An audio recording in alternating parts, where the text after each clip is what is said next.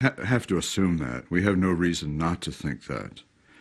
In the Cambrian, we can see animals that are just like modern arthropods in their body plan, just like modern vertebrates, just like modern mollusks, various kinds of worms, echinoderms, which include the starfish. When we watch them develop today, we have no reason to think that similar animals in the Cambrian didn't develop the same way. And that's why the Cambrian fossils are recognizable in most cases as members of modern animal phyla.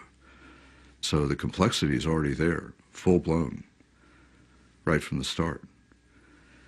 And if the complexity is there, then the complexity of development is also there, because presumably these animals all developed from a single fertilized egg. And so the processes we see now, we can, I think, legitimately extrapolate back to the Cambrian. Before the Cambrian, whatever forms of animal life we had were far simpler than what we have in the Cambrian. So the genetic materials to support the diversity of life in the Cambrian had to appear rather suddenly. It was an explosion of genetic information, very real, and I think inexplicable on Darwinian terms. But there was also an explosion of information of another sort, and that's the information that gets us body plans. The body plan, as far as we know, is not in the DNA. For example, we know a lot of genes that play roles in development that are very similar in fruit flies and humans. And yet fruit flies and humans have totally different body plans. It turns out that those genes, the most impressive ones, the most dramatic ones, are active fairly late in embryo development, long after the body plan is established. So whatever is establishing the body plan, it's something else. And there obviously had to be an explosion of body plans as well as an explosion of DNA information. Certainly DNA is essential. You cannot get an animal without the proper DNA. But developmental biologists know that there's a lot more to development than the DNA. We sometimes hear the notion of a genetic program where the DNA is the blueprint for the organism. That's quite a common image, but in fact, we know that there's a lot of information for development that's not in the DNA. So properly speaking, the DNA is not the blueprint. It's more like a parts list. The DNA provides the body, the animal body, with proteins and RNAs and other chemical constituents, but the DNA does not dictate the form of the animal, as far as we know. Well, a house is another good analogy for the way DNA functions in the cell. The DNA, as I said, is like a parts list. Well, I could create 10 different piles of building materials, all of them identical, all of them with, lots of lumber and piping and wiring and nails and roofing and cement and so on. Same thing in each pile, and give each pile to a different person and send them off where they can't see each other and say, okay, build me a house. And the odds that any two of those houses would look the same are very slim. Because with the same materials, you can build all kinds of structures. And it's the same with the cell. The DNA provides the building materials or the list of building materials, but then the cell decides the floor plan.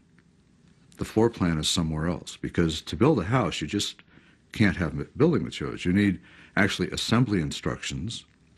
You have to do things in a certain order. If you build the roof first, you're in big trouble.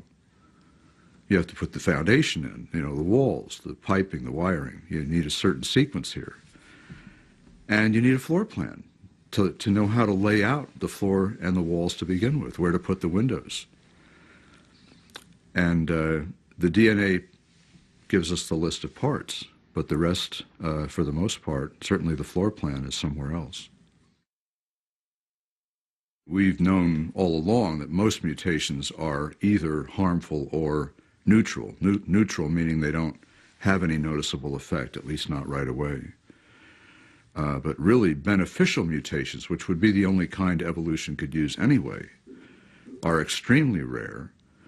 Furthermore, They are biochemical in nature. For example, in antibiotic resistance, we know mutations can lead to antibiotic resistance, and then those bacteria can survive in the presence of, say, streptomycin, where others could not. But the bacteria that survive are still the same species of bacteria, still tuberculosis, for example. So even the rare beneficial mutations we find do not really transform the organism. They make minor changes within existing species, which have never been controversial.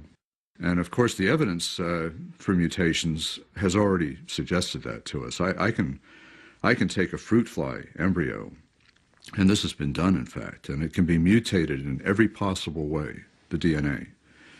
And there are only 3 possible outcomes: a normal fruit fly, a defective fruit fly, or a dead fruit fly. That's it. You can't even change the species, much less get a horsefly or a horse or something like that.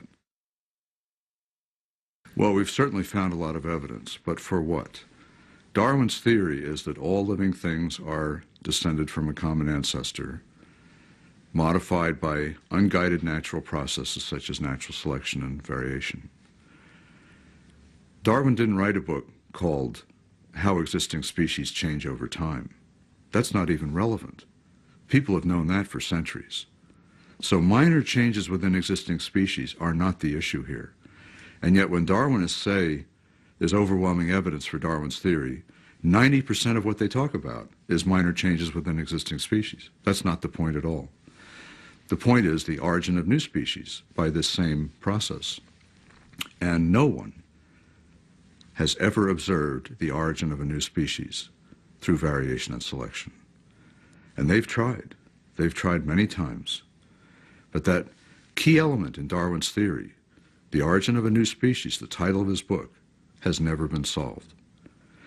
Now, the common ancestry part, the argument for that is usually based on similarities and differences. You know, I look, you know, I have certain similarities to this animal or that animal, and certain dissimilarities which show this or that. Well, those arguments are interesting, but they're not conclusive, because you can argue the same way on the basis of common design. You know, I look like this and not like that because there's a design reason for that.